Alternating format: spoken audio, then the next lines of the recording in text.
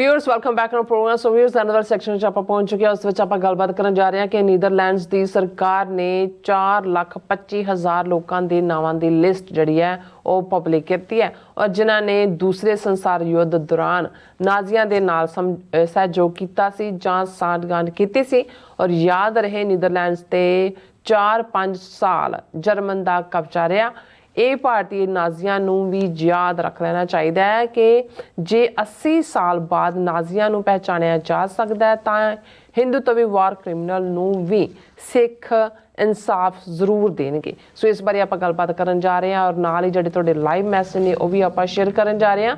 ਸੋ ਅਸੀਂ ਚਾਹਾਂਗੇ ਕਿ ਤੁਸੀਂ ਇਸੇ ਤਰ੍ਹਾਂ ਬਣੇ ਰਹਿਣਾ, ਦੇਖਣ ਸੁਣਨ ਲਈ ਲਿਖਣ ਲਈ ਤੁਹਾਡਾ ਸਭ ਦਾ ਬਹੁਤ ਬਹੁਤ ਸ਼ੁਕਰੀਆ ਜੀ। ਡਾਕਟਰ ਸਾਹਿਬ ਕੀ ਵਿਚਾਰਾਂ ਨੇ?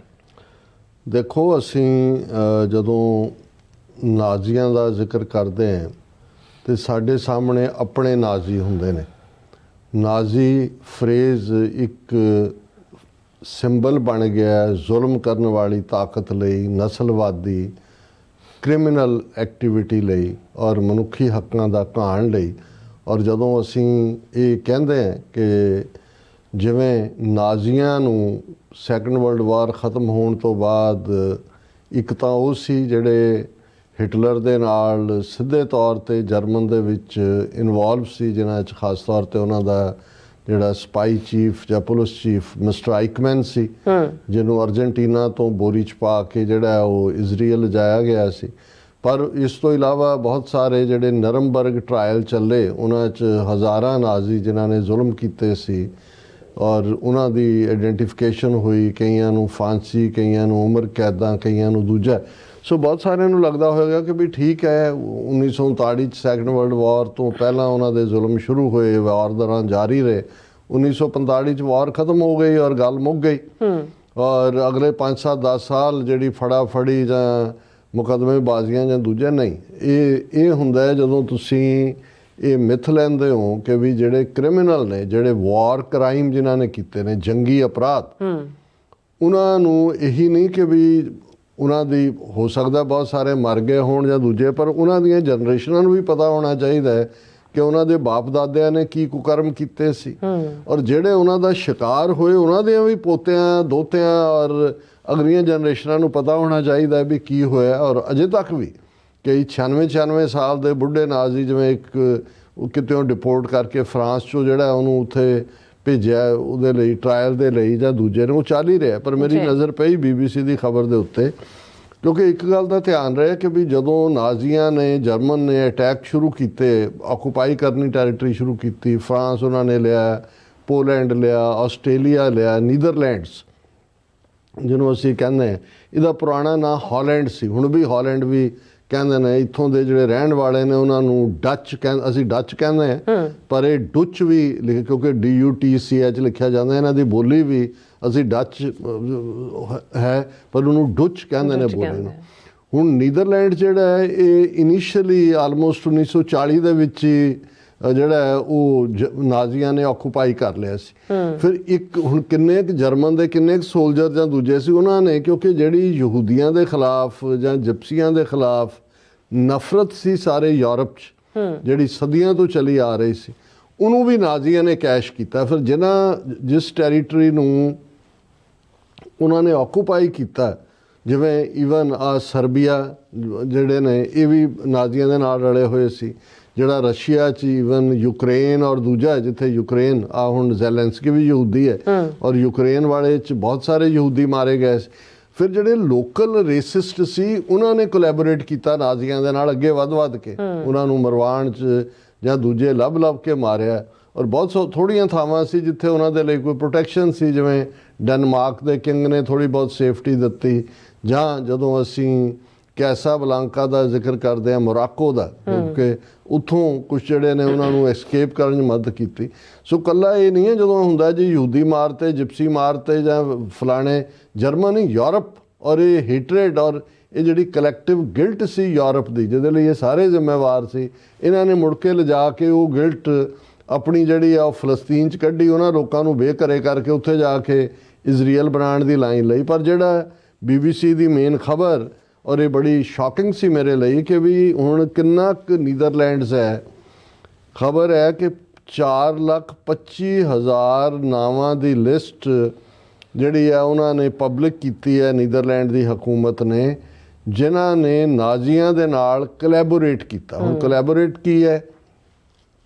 ਜ਼ਾਹਰ ਹੈ ਲੋਕਲ ਪਾਪੂਲੇਸ਼ਨ ਹੈ ਔਰ ਉਹ ਡੱਚ ਲੋਕ ਨੇ, ਉਹਨਾਂ ਨੇ ਇਹ ਕਿਹਾ ਕਿ ਭਾਈ ਇਹ ਆਲਰੇਡੀ ਇਹਨਾਂ ਚੋਂ ਜਿਹੜੇ 4,25,000 ਸਸਪੈਕਟਡ ਨਾਜ਼ੀ ਕੋਲੈਬੋਰੇਟਰਸ ਪਬਲਿਸ਼ ਜਿਨ੍ਹਾਂ ਦੀ ਲਿਸਟ ਕੀਤੀ ਹੈ, ਉਹਨਾਂ ਚੋਂ 1,50,000 ਉਹ ਨੇ ਜਿਨ੍ਹਾਂ ਨੂੰ ਪਹਿਲਾਂ ਹੀ ਕਿਸੇ ਨਾ ਕਿਸੇ ਕਿਸਮ ਦੀ ਪਨਿਸ਼ਮੈਂਟ ਦਿੱਤੀ ਜਾ ਚੁੱਕੀ। ਸੋ ਇਸ ਲੈਵਲ ਤੇ ਇਕੱਲੇ ਇੱਕ ਮੁਲਕ ਦੇ ਵਿੱਚ ਹੀ ਜਿਹੜੀ ਆ ਉਹਨਾਂ ਦੀ ਕੋਲੈਬੋਰੇਸ਼ਨ ਸੀ। ਉਹਨਾਂ ਨੇ ਕਿਹਾ ਜੀ ਇਹ ਅਸੀਂ ਰਿਕਾਰਡ ਪਬਲਿਕ ਨੈਸ਼ਨਲ ਆਰਕਾਈਵਜ਼ ਹੇਗ ਦੇ ਵਿੱਚ ਜਿਹੜੇ ਹੈ ਉਹ ਅਸੀਂ ਇਹਨੂੰ ਪਬਲਿਕ ਕਰ ਰਹੇ 1940 ਤੋਂ 45 ਤੱਕ। ਔਰ ਉਹਦੇ 'ਚ ਉਹਨਾਂ ਨੇ ਕਿਹਾ ਕਿ ਵੀ ਇਹ ਜਿਹੜਾ ਆਰਕਾਈਵ ਨੇ, ਉਹ ਆਰਕਾਈਵਜ਼ ਦੇ ਵਿੱਚ ਵਾਰ ਕ੍ਰਿਮੀਨਲਸ ਦੀ ਜਿਹੜੀ ਲਿਸਟ ਹੈ ਉਹਨਾਂ 'ਚ 20,000 ਉਹ ਡੱਚ ਲੋਕ ਨੇ who enlisted in the German armed forces and alleged members of the National Socialist Movement, the Dutch Nazi Party। ਸੋ ਉਹਨਾਂ ਨੇ ਨਾਜ਼ੀ ਪਾਰਟੀ ਉੱਥੇ ਵੀ ਬਣਾਈ, ਉਹ ਉਹਦੇ ਮੈਂਬਰ ਵੀ ਬਣੇ ਔਰ 20,000 ਡੱਚ ਜਿਹੜੇ ਨੇ ਸਿੱਧੇ ਤੌਰ ਤੇ ਜਰਮਨ ਫੋਰਸ ਦੇ ਵਿੱਚ ਰਿਕਰੂਟ ਹੋਏ। ਔਰ ਇਸ ਦੇ ਉੱਤੇ ਹਾਲਾਂ ਉਹਨਾਂ ਦੇ ਬਹਿਸ ਚੱਲ ਰਹੀ ਹੈ ਕਿ ਭਾਈ ਇਹਦੇ ਨਾਲ ਤਾਂ ਜਿਹੜੇ ਟੱਬਰਾਂ ਸਾਹਮਣੇ ਨਾ ਆਉਣਗੇ ਕਿ ਭਾਈ ਉਹਨਾਂ ਦੇ ਦਾਦਾ ਜਾਂ ਪਿਓ ਜਾਂ ਦੂਜੇ ਨੇ ਇਹ ਕਲੈਬ। ਉਹਨਾਂ ਨੇ ਕਿਹਾ ਜੀ ਕੋਈ ਨਹੀਂ, ਇਹ ਜਿਹੜੀ ਹੀਲਿੰਗ ਪ੍ਰੋਸੈਸ ਦੇ ਵਿੱਚ ਇਹ ਬੜਾ ਜ਼ਰੂਰੀ ਹੈ ਕਿ ਵੀ ਇਹ ਲੋਕਾਂ ਦੇ ਸਾਹਮਣੇ ਹੋਣਾ ਚਾਹੀਦਾ। ਔਰ ਇਹ ਉਹਨਾਂ ਨੇ ਕਿਹਾ this archive contains important stories of both present and future generation from children who want to know what their father did in the war to historians researching the grey areas of collaboration। ਅਜੇ ਵੀ ਕੁਝ ਥਾਵਾਂ ਨੇ ਜਿਨ੍ਹਾਂ ਬਾਰੇ clear ਨੇ। ਉਹਨਾਂ ਨੇ ਕਿਹਾ ਜੀ ਅਸੀਂ 85 ਸਾਲ ਬਾਅਦ ਵੀ ਅਜੇ ਕੁਝ ਆਸਪੈਕਟ ਨੇ ਜਿਹੜੇ ਇਹਨਾਂ ਦੇ ਇਨਵੈਸਟੀਗੇਟ ਹੋਣੇ ਨੇ। ਸੋ ਅਸੀਂ ਇਹ ਲਿਸਟ ਪਬਲਿਕ ਕਰ ਰਹੇ ਹਾਂ 4,25,000 ਸਸਪੈਕਟਡ ਨਾਜ਼ੀ ਕੋਲੈਬੋਰੇਟਰਸ ਦੀ, ਤਾਂ ਕਿ ਹਿਸਟੋਰੀਅਨਸ ਲਈ ਵੀ ਪਤਾ ਹੋਏ ਤੇ ਜਿਨ੍ਹਾਂ ਦੇ ਬਾਪ ਦਾਦਿਆਂ ਨੇ ਕੀਤਾ ਜ਼ੁਲਮ ਉਹਨਾਂ ਨੂੰ ਵੀ ਪਤਾ ਹੋਏ ਕਿ ਉਹ ਨਾਜ਼ੀਆਂ ਦਾ ਗੰਦਾ ਖੂਨ ਨੇ, ਤੇ ਜਿਨ੍ਹਾਂ ਨੇ ਸਫਰ ਕੀਤਾ ਉਹਨਾਂ ਨੂੰ ਵੀ ਪਤਾ ਹੋਏ। ਹੁਣ ਇਹ ਬਹੁਤ ਵੱਡੀ ਗੱਲ ਹੈ। ਔਰ ਇਹ ਜਦੋਂ ਇਹ ਹੁੰਦਾ ਹੈ ਕਿ ਜੀ ਜ਼ਖਮ ਅਜੇ ਰਿਸਦੇ ਨੇ, ਜ਼ਖਮ ਅੱਲੇ ਨੇ, ਸੱਲ ਤਾਜ਼ਾ।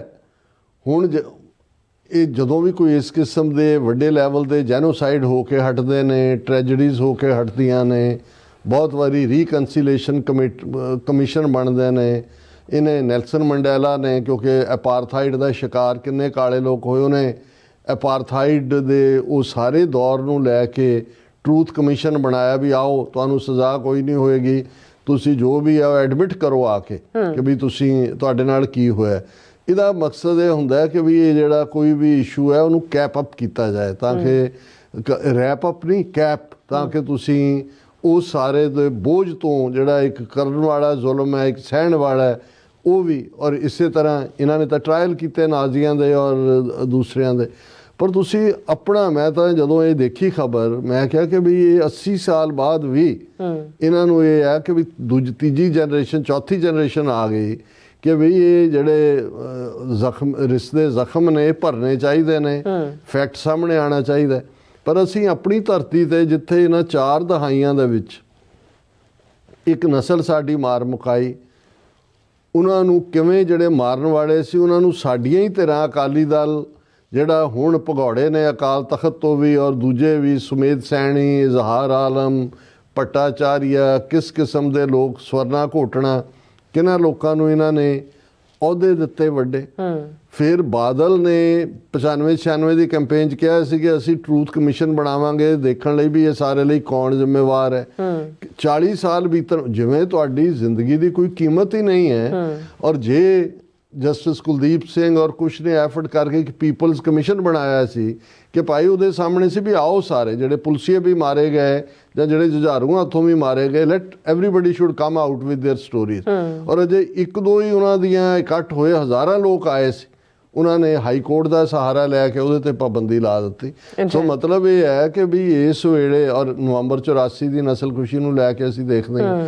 ਸੋ ਮੈਂ ਇਹ ਸਮਝਦਾ, ਮੈਂ ਜਦੋਂ ਇਹ ਦੇਖਦਾ ਖਬਰਾਂ ਤੇ ਮੈਨੂੰ ਇਹ ਹੁੰਦਾ ਕਿ ਵੀ ਨਹੀਂ, ਅਸੀਂ ਵੀ ਇਹ ਗੱਲ 1996 ਦੇ ਵਿੱਚ ਕੁਲਦੀਪ ਨਈਅਰ ਨੂੰ, ਜਿਹਦੇ ਨਾਲ ਪੈਲਾਟਾਈਨ ਸ਼ਿਕਾਗੋ ਦੇ ਗੁਰਦੁਆਰਾ ਸਾਹਿਬ ਦੇ ਵਿੱਚ ਡਿਬੇਟ ਹੋਈ, ਉਹ ਕੁਦਰਤੀ ਉਹਨਾਂ ਜ਼ਮਾਨੇ 'ਚ ਦੇਵ ਗੌੜਾ ਪ੍ਰਾਈਮ ਮਿਨਿਸਟਰ ਸੀ, ਉਹਦੇ ਨਾਲ ਕਿਰਨ ਬੇਦੀ ਵੀ, ਸੁਨੀਲ ਦੱਤ ਵੀ, ਹਾਲਾਂ ਉਹ ਗੁਰਦੁਆਰੇ ਨਹੀਂ ਸੀ ਆਏ ਹੋਏ, ਉੱਥੇ ਇਕੱਲਾ ਕੁਲਦੀਪ ਨਈਅਰ ਹੀ ਸੀ। ਔਰ ਉਹਦੀ ਪ੍ਰੈਜੈਂਟੇਸ਼ਨ ਤੋਂ ਬਾਅਦ ਮੈਨੂੰ ਮੌਕਾ ਮਿਲਿਆ ਤਾਂ ਮੈਂ ਉਹਨੂੰ ਕਿਹਾ, ਮੈਂ ਕਿਹਾ ਵੀ ਇੱਕ ਗੱਲ ਯਾਦ ਰੱਖਿਓ ਕਿ ਵੀ ਅਸੀਂ ਜਿਹੜੇ ਵਾਰ ਕ੍ਰਿਮੀਨਲਸ ਨੇ, ਜਿਹੜੇ ਤੁਹਾਡੇ ਜਿਨ੍ਹਾਂ ਨੇ ਸਿੱਖਾਂ ਦੇ ਉੱਤੇ ਵਾਰ ਕ੍ਰਾਈਮ ਕੀਤੇ ਨੇ, ਉਹ ਕਾਬਲੇ ਮਾਫੀ ਨਹੀਂ ਨੇ। ਜਿਹੜੇ ਤੁਹਾਡੇ ਅਦਰਵਾਈਜ਼ ਲੈਪਡੌਗ ਨੇ, ਬਾਦਲਾਂ ਵਰਗੇ ਦੂਜੇ, ਉਹਨਾਂ ਨੂੰ ਜਮਨਾ ਪਾਰ ਲੈ ਜਾਇਓ ਜਾਣ ਲੱਗਿਆ, ਉਹ ਤੁਹਾਡੇ ਨੇ, ਤੁਹਾਡੇ ਹੀ ਰਹਿਣੇ ਨੇ, ਉਹਨਾਂ ਨੂੰ ਤੁਸੀਂ ਜਿਤਾ ਦਿਓ, ਚੋਣਾਂ ਬਣਾ ਦਿਓ। ਲੇਕਿਨ ਜਿਹੜੇ ਵਾਰ ਕ੍ਰਿਮੀਨਲਸ ਨੇ, ਇੱਕ ਗੱਲ ਯਾਦ ਰੱਖਿਓ, ਕਿਤੇ ਵੀ ਦੁਨੀਆ 'ਚ ਲੁਕੇ ਹੋਣਗੇ, we will chase them, find them, extradite them, try them and hang them। ਵੀ ਉਹਨਾਂ ਦੇ ਲਈ ਕੋਈ ਜਿਹੜੀ ਹੈ ਉਹ ਮਾਫੀ ਨਹੀਂ ਹੈ। ਸੋ ਇਹਨੂੰ ਇਸ ਕਿਸਮ ਦੀ ਖਬਰ ਜਦੋਂ ਮੈਂ ਦੇਖਦਾ ਤਾਂ ਮੇਰੀਆਂ ਅੱਖਾਂ 'ਚ ਇੱਕ ਚਮਕ ਵੀ ਹੁੰਦੀ ਹੈ ਕਿ ਇਹ ਤਾਂ 80 ਸਾਲ ਬਾਅਦ ਹਿਸਾਬ ਲੈ ਰਹੇ ਨੇ। ਅਜੇ ਸਾਡੇ ਕੋਲ ਤਾਂ ਜਿਹੜਾ ਵਕਤ ਬਚਿਆ ਔਰ ਖਾਲਿਸਤਾਨ ਬਹੁਤ ਜਲਦੀ ਹੋਣ ਦੇ ਵਿੱਚ ਆਏਗਾ। ਔਰ ਇਹਨਾਂ ਸਾਰੇ ਹੀ ਵਾਰ ਕ੍ਰਿਮੀਨਲਸ ਨੂੰ ਕਿਤੇ ਵੀ ਜਾ ਕੇ ਲੁਕੇ ਹੋਣ, ਇਹਨਾਂ ਦੇ ਪੁੱਤਰ ਪੋਤਰੇ ਵੀ ਹੋਣ, ਉਹਨਾਂ ਨੂੰ ਵੀ ਜਿਹੜਾ ਉਸ ਦੇ ਲਈ ਜਵਾਬਦੇਹ ਬਣਾਇਆ ਜਾਏਗਾ। ਜੀ ਡਾਕਟਰ ਸਾਹਿਬ, ਤੁਹਾਡਾ ਬਹੁਤ ਬਹੁਤ ਸ਼ੁਕਰੀਆ। ਸੋ ਹੁਣ ਆਪਾਂ ਆਪਣੇ ਜਿਹੜੇ ਵਿਊਅਰਸ ਮੈਸੇਜ ਨੇ ਉਹ ਲੈਣ ਜਾ ਰਹੇ ਹਾਂ। ਸਭ ਦਾ ਬਹੁਤ ਬਹੁਤ ਸ਼ੁਕਰੀਆ ਅਦਾ ਕਰਦੇ ਹਾਂ। ਸੋਨੂੰ ਮਾਲ ਸਾਡੇ ਪਹਿਲੇ ਵਿਊਅਰ ਨੇ, ਇਹ ਸਾਨੂੰ ਫਤਿਹ ਬੁਲਾਉਂਦੇ ਨੇ। ਔਰ ਇੰਦਰਜੀਤ ਸੰਧੂ ਜੀ ਵੀ, ਨਿਹੰਗ ਸਿੰਘ ਜੀ ਵੀ, ਬਲਜੀਤ ਫਰੈਦ ਜੀ, ਪਰਮਿੰਦਰ ਜੀ, ਇਹ ਸਭ ਸਾਨੂੰ ਫਤਿਹ ਬੁਲਾਉਂਦੇ ਨੇ ਔਰ ਖਾਲਸਾ ਜ਼ਿੰਦਾਬਾਦ ਕਹਿੰਦੇ ਨੇ। ਔਰ ਗੁਰਨਾਮ ਸਿੰਘ ਜੀ ਕਹਿੰਦੇ ਨੇ excellent programme, great job done by TV 84 team, thank you so much. ਔਰ ਸੁਖਵਿੰਦਰ ਸਿੰਘ ਜੀ ਵੀ ਫਤਿਹ ਬੁਲਾਉਂਦੇ ਨੇ ਔਰ ਖਾਲਸਾ ਜ਼ਿੰਦਾਬਾਦ ਕਹਿੰਦੇ ਨੇ। और फिर इसी तरह राजनप्रीत सिंह जी भी और दलावर सिंह जी भी, धर्म सिंह जी भी और सुखजीवन बच्चू जी गुड जॉब कहते हैं। All about truth and Sikhism ji Fateh और प्रगट सिंह जी भी फतेह। और एरियन जड़े ने वो कहते हैं कैनेडा तां लैंदा पंजाब जिंदाबाद। और फिर जिंदाबाद जसपाल सिंह क्याले भी फतेह बुलाते ने। और इसी तरह हाँ जी, और जसकीरत सिंह जी भी, निहंग सिंह जी कहते हैं कारा भी डॉक्टर साहब राइस ने सारियां उसके कोल। और इस तरह ब्लैक गेम जी फतेह, बलिहार सिंह कंग जी भी फतेह। मारखोर जी भी खालसा जिंदाबाद कहते हैं। हरविंदर सिंह जी भी, कुलदीप कौर जी भी, जगतार सिंह जी भी। और इसी तरह मारखोर जी कहते हैं Pak ISI should fully support Khalistan independent movement like Indian रॉ सपोर्टिंग की कहते हैं Afghanistan. Pak ISI should all separatist movements in गंदस्तान टू लग पता चले जाएगा। मारखोर जी ਤੁਸੀਂ ਨਾਂ ਤੁਹਾਡਾ ਬਹੁਤ ਵਧੀਆ, ਮਾਰਖੋਰ। ਕਾਸ਼ ISI ਵੀ ਪੂਰੀ ਮਾਰਖੋਰੀ ਹੋਏ ਤਾਂ ਇਵੇਂ ਹੀ ਕਰੇ ਜਿਵੇਂ ਤੁਸੀਂ। ਮੈਂ ਤਾਂ ਇਨਸ਼ਾਅੱਲਾ ਹੀ ਕਹਿ ਸਕਦਾ ਕਿ ਵੀ ਜੇ ਇਵੇਂ ਕਰਨ ਤੇ ਚੰਗਾ ਹੋਏਗਾ, ਕੰਮ ਸਾਡਾ ਸੌਖਾ ਹੋ ਜਾਏਗਾ। ਬਿਲਕੁਲ। ਹਰਦੀਪ ਸਿੰਘ ਜੀ ਵੀ ਔਰ motivation for peace and love ਵੀ ਫਤਿਹ ਬੁਲਾਉਂਦੇ ਨੇ। ਮਨਪ੍ਰੀਤ ਸਿੰਘ ਢਿੱਲੋਂ ਜੀ ਵੀ ਫਤਿਹ। ਜਸਪ੍ਰੀਤ ਸਿੰਘ ਜੀ ਕਹਿੰਦੇ ਨੇ ਹਾਊ ਡੂ ਯੂ ਸੀ, ਹਾਂ ਉਹ ਕਹਿੰਦੇ ਨੇ how do you C India move of leaving BRICS, will it affect our struggle? Now US will not intervene in our matter because their interests are fulfilled now. Second, we can hear Nikhil Gupta released now। Jaspreet Singh ji, ਪਹਿਲਾਂ ਤਾਂ ਦੂਸਰੇ ਨੂੰ ਮੈਂ tackle ਕਰਦਾ। ਕੱਲ ਦਾ ਇੱਕ segment ਸਾਡਾ ਇਸ ਦੇ ਉੱਤੇ ਸੀ। ਅਜੇ ਤੱਕ ਕੋਈ ਇਸ ਬਾਰੇ ਪੁਖਤਾ ਜਾਣਕਾਰੀ ਨਹੀਂ ਹੈ। ਇੱਕ ਅਮਰ ਚੀਮਾ ਨਾਂ ਦੇ ਇੱਕ ਜਿਹੜਾ ਯੂਟਿਊਬਰ ਨੇ ਇਸ ਦੀ ਸ਼ੁਰੂਆਤ ਕੀਤੀ, ਪਰ ਇਹਨੂੰ ਮੈਂ ਰੂਲ ਆਊਟ ਨਹੀਂ ਕਰਦਾ ਕਿਉਂਕਿ ਜਿਸ ਲੈਵਲ ਦੇ ਉੱਤੇ ਜਾਂਦੇ ਜਾਂਦੇ ਬਾਈਡਨ ਐਡਮਿਨਿਸਟ੍ਰੇਸ਼ਨ ਦਿਆਲ ਹੋਇਆ ਹੈ, ਕੁਝ ਵੀ ਪਾਰਡਨ ਦੇ ਥੱਲੇ ਹੋ ਸਕਦਾ, ਬਟ ਅਜੇ ਤੱਕ ਇਹ ਜਾਣਕਾਰੀ ਠੀਕ ਨਹੀਂ ਹੈ। ਬਾਕੀ ਮੈਨੂੰ ਲੱਗਦਾ ਵੀ ਇੰਡੀਆ ਨੇ ਕਈ ਪਲਸੇਟੇ ਮਾਰਨੇ ਨੇ ਬ੍ਰਿਕਸ ਚੋਂ। ਬੇਸ਼ੱਕ ਟਰੰਪ ਔਰ ਉਹਨਾਂ ਦਾ ਦਾਅਵਾ ਹੈਗਾ, ਬਟ ਅਲਟੀਮੇਟਲੀ ਇਹਨੇ ਰੂਸਮ ਸ਼ਰਣਮ ਗੱਛਾਮੀ ਹੋਣਾ ਔਰ ਟਰੰਪ ਐਡਮਿਨਿਸਟ੍ਰੇਸ਼ਨ ਨੇ ਇਹਨਾਂ ਨੂੰ ਫਿਰ ਸਿੱਧੇ ਜਿਹੜਾ ਹੈ ਉਹ ਸਿੱਧਾ ਕਰਨਾ। ਸੋ ਸਾਡੇ ਦਿਨ ਹੀ ਹੋਣੇ ਨੇ ਜਦੋਂ ਇਹਨਾਂ ਦਾ ਜਿਹੜਾ ਇਹ ਜਿਹੜੀ ਡਬਲ ਕ੍ਰਾਸ ਕਰਦੇ ਨੇ ਇਹ ਐਕਸਪੋਜ਼ ਹੋਣਗੇ। ਦੇਸ਼ ਪੰਜਾਬ ਦੇ ਫਿਰ ਇਸ ਤਰ੍ਹਾਂ ਬਲਕਾਰ ਸਿੰਘ ਜੀ, ਫਿਰ ਇਸੇ ਤਰ੍ਹਾਂ ਮਾਰਖੋਰ ਜੀ ਕਹਿੰਦੇ ਇੰਸ਼ਾਅੱਲਾ ਪੰਜਾਬ ਬਨੇਗਾ खालिस्तान पाकिस्तान इन नेशन अपने 6 ब्रदर्स के साथ है। और इसी तरह गुरजीत सिंह जी भी, फिर इसी तरह कमांडो फोर्स जी, सतनाम औजला जी, राजविंदर सिंह जी, पन्नू जी और Manjeet Singh Tharu ji. Solid statement NDP president Jagmeet Singh for Canada is top of the chart in politics international. Ji ਔਰ ਇਸ ਤਰ੍ਹਾਂ ਜੋਰਾ ਰਾਏ ਜੀ ਕਹਿੰਦੇ ਨੇ ਕਿ is Donald Trump close to ਔਰ ਟੂ ਮਹਾਰਾਜਾ ਰਣਜੀਤ ਸਿੰਘ। ਨਹੀਂ, ਜੋਰਾ ਰਾਏ ਜੀ, ਇਹ ਮਹਾਰਾਜਾ ਰਣਜੀਤ ਸਿੰਘ ਦਾ 40 ਸਾਲ ਦਾ ਰਾਜ, ਉਹ ਜ਼ਮਾਨੇ ਇੱਕ ਡਿਫਰੈਂਟ। ਇੱਥੇ ਅਜੇ ਜੱਜ ਕੀਤਾ ਜਾਏਗਾ ਡੋਨਲਡ ਟਰੰਪ ਨੂੰ ਉਹਨਾਂ ਦੀ ਕਾਰਗੁਜ਼ਾਰੀ ਤੋਂ। ਬਟ ਵੀ ਹੋਪ ਕਿ ਵੀ ਬੈਸਟ ਰੂਲ ਹੁੰਦਾ ਹੈ, ਬਟ ਇਹ ਕੰਪੈਰੀਜ਼ਨ ਨਹੀਂ ਬਣਦਾ ਹੈ। ਹਾਂਜੀ, ਸੁਖਵਿੰਦਰ ਸਿੰਘ ਜੀ ਵੀ ਫਿਰ ਇਸੇ ਤਰ੍ਹਾਂ ਮੁਹੰਮਦ ਯਾਕੂਬ ਜੀ ਆਏ ਨੇ, ਸਾਡਾ ਹਾਲ ਚਾਲ ਪੁੱਛਦੇ ਤੇ ਤੁਹਾਡਾ ਹਾਲ ਕੀ ਹੈ, ਤੁਸੀਂ ਗਾਇਬ ਰਹਿੰਦੇ ਹੋ, ਸਾਡਾ ਹਾਲ ਤਾਂ ਤੁਹਾਡੇ ਸਾਹਮਣੇ ਹੀ ਹੈ।